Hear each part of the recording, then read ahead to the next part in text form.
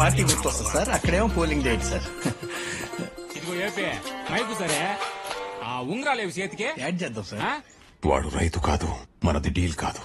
నేను చెప్పేది విను. బ్యాక్గ్రౌండ్ లో చిల్లర పడుతుండాలా ఏమి? అలాగే.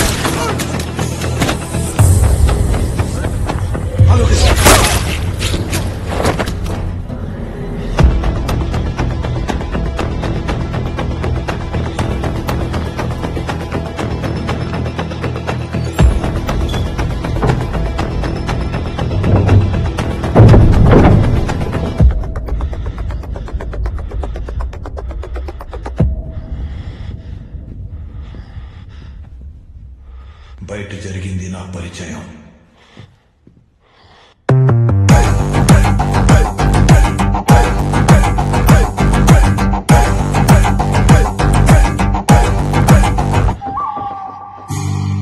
ఇప్పుడు చెప్పేది నీకు అర్థం కాకపోతే జరగబోయేది ప్రమాదం.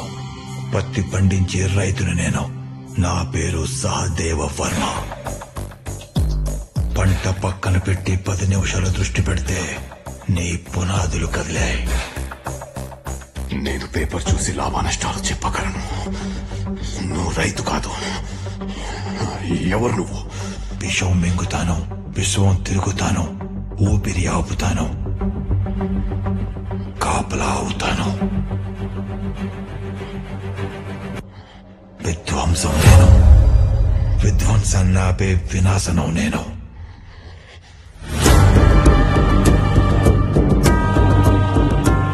నేను బాక్సైట్ వదిలేస్తాను.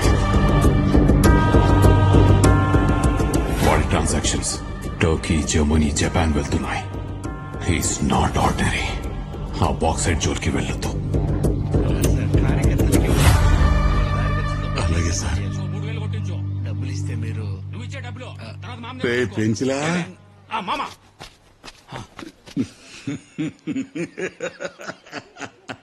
ఆడు పో అన్నాడు లేదు, ఇడు పోసేసుకున్నాడు రా. రాయ్ ఆడు తప్పుకున్నాడు కాబట్టి 300 కోట్లు కాదు 3000 కోట్లు మనయ్యే.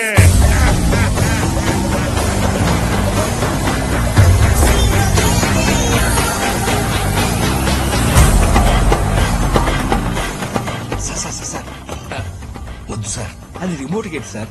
అతను మనకు ఓపెన్ చేయడు సార్. సార్. చెప్పింది చెప్పి రీలీ మాకు హైకమాండ్ నేను వస్తే డోర్ తెస్తుంది. ఏడుదీడా ఆ 7 గోండలోడు స్విచ్ నొక్కకుండా గేట్ ఓపెన్ అవదు. నా మొహం చూస్తా ఉండారిందే కూతయండి. రే ఎమ్మెల్యే వచ్చున్నాడు, గేటు తెరవండి రా. రే సరే ఎవరు రారేంట్రా, ఏమనుకుంటున్నారా? రాబండి.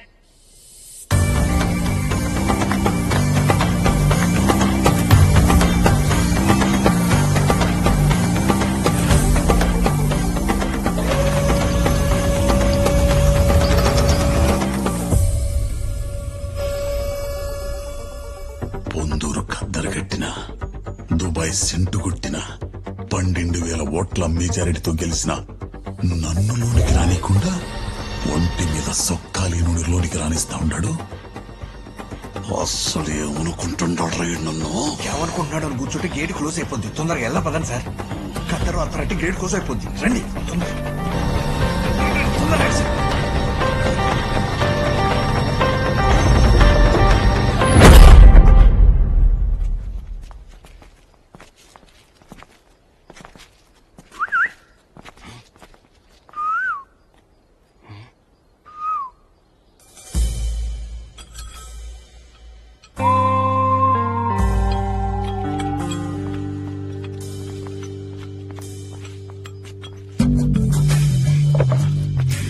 మామా ఇక్కడ కూసో.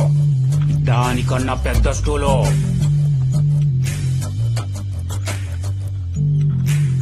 సహదేవా, నీ పేరు నా కాంపౌండ్ లోకి వచ్చి ఉండదు.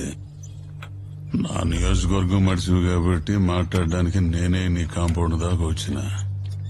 పాయింట్ ఏంటంటే ఈ కొండని కొట్టాలా. ఊరికనే కాదులేబ్బా, ఎకరానికి 60 లక్షలు కూడా ఉండదు. కోటిస్తా, తాండవాళ్ళకి డిష్ టీవీ ఇస్తా. అదేంది రేదే? ఓటీటీ అండి. అదే ఓటీపీ కూడా ఇస్తా. అమెజాన్, ఆహా ఈహా అన్ని చూసుకోవచ్చు. చాలా జీవితం చూసి ఉండవు కదా, నీకేరి చెప్పాలా? సోమేశ్వర్ రెడ్డి, భూముంటే మందికి అన్నం, అమ్ముకుంటే అజీర్ణం. బాక్సైడ్ నీ కరగదు, వదిలే.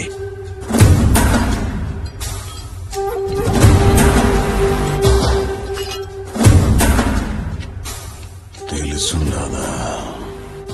అన్నీ తెలుసు, అందుకే చెప్తున్నా. కొండలో లావాని కిందకి పిలవకో. ఊరు ఉండదు,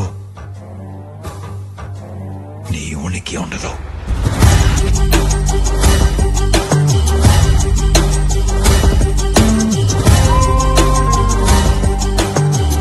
సహదేవా, నేను పైకి పెద్ద పరికినే గాని వెనక తిన్నింగిలాన్ని. ఆలోచించుకో.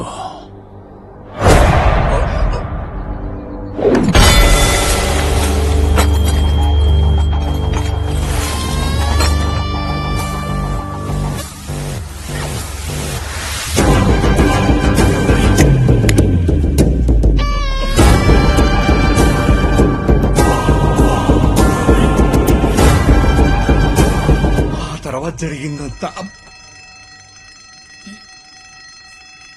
సౌండ్ వస్తే ఆగిపోతాం. పోనీ శ్మశానంకి వెళ్దామా? అక్కడైతే ఎవరు ఉండరు.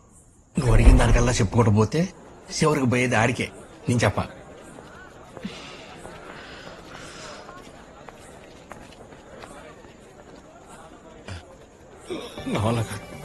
వికాసం చెప్పేసినోలే, మొత్తం చెప్పేసినోలే. ఎవర్రా చెప్పేసింది?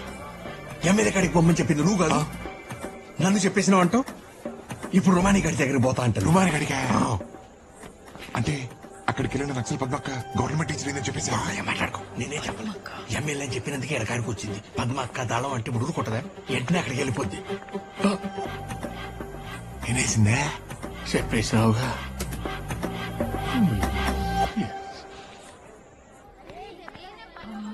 హే, పద్మ టీచర్ ఎక్కడ? ఆ రూమ్ లో ఉన్నారు మేడం. అక్కడ. Thank you.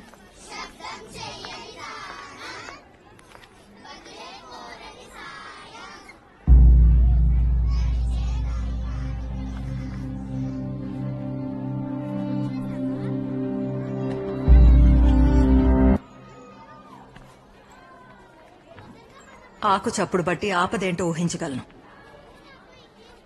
ఎవరు నువ్వు? భగవద్గీత చదవడానికి భాష వస్తే చాలు, కానీ అర్థం చేసుకోవడానికి పరిణితి కావాలి. అర్థం చేసుకునే మెదడును బట్టి ఆ కథ విలువ మారిపోతుంది. మా సిద్ధాంతాల్ని అర్థం చేసుకునే విలేకరివి కాబట్టి నా వంతు కథ నేను చెప్తా. కాలే నిప్పు కూడా కార్చి చావాలంటే గాలి సాయం కావాలి. సిద్ధాంతం బ్రతకాలన్నా, ఉద్యమానికి తిరిగి ఊపిరిపోయాలన్నా మనకు ఆయుధాలు కావాలి.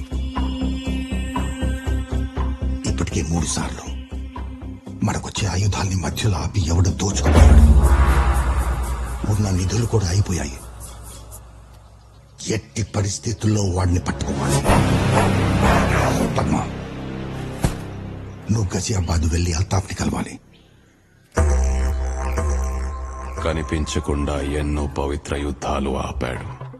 ఇప్పటికీ 12 కన్సైన్మెంట్లు, అంటే దాదాపు 10,000 ఆయుధాలు దోచేశాడు. ఆ కాఫీర్ని ఎలానైనా పట్టుకోవాలి. మాకిస్తానన్న కన్సైన్మెంట్ కోసం నేనొచ్చాను. మీ యుద్ధం వేరే, మా యుద్ధం వేరే. ఇద్దరి శత్రువు ఒక్కడే. ఈసారి వచ్చే కన్సైన్మెంట్ లో పెట్టిన ట్రాకర్ ఫాలో అయ్యి వాడెక్కడున్నానో పట్టుకోవాలి. అలా ఆ ట్రాకర్ కి సంబంధించిన జీపీఎస్ ని ఆయుధాల ట్రక్ లో పెట్టి ఈగిల్ ని ట్రాప్ చేయాలనుకున్నారు. ఎప్పట్లాగే ఈగిల్ మనిషి డీలర్స్ ని చంపి ఆ ఆయుధాన్ని తీసుకున్నాడు. ఆ జీపీఎస్ ట్రాకర్ ని ఫాలో అవుతూ వెళ్తే ఆ కొండ మీద ఉన్న ఇంటికి తీసుకెళ్లింది.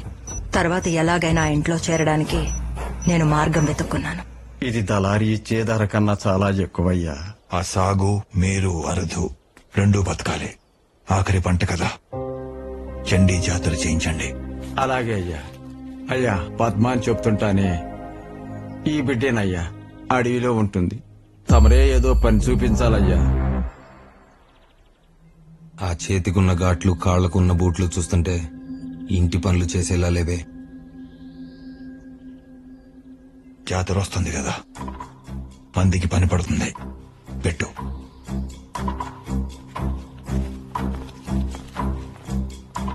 అలా ఇంట్లో చేరిన నాకు ఆ ట్రాకర్ ఎప్పుడు కాటన్ ఫ్యాక్టరీనే చూపించేది. కానీ నాకు అందులో ఎప్పుడు గన్స్ కనిపించలేదు. అందరూ సమానమని రాసినోడు 10 మందిని మారిస్తే అందరినీ సమానంగా చూసినోడు 1000 మందిని మారుస్తాడు. అలాంటి మనిషిని చూశానక్కడ. ఆ మనిషిని అనుమానించాలో లేదో అర్థం కాలేదు.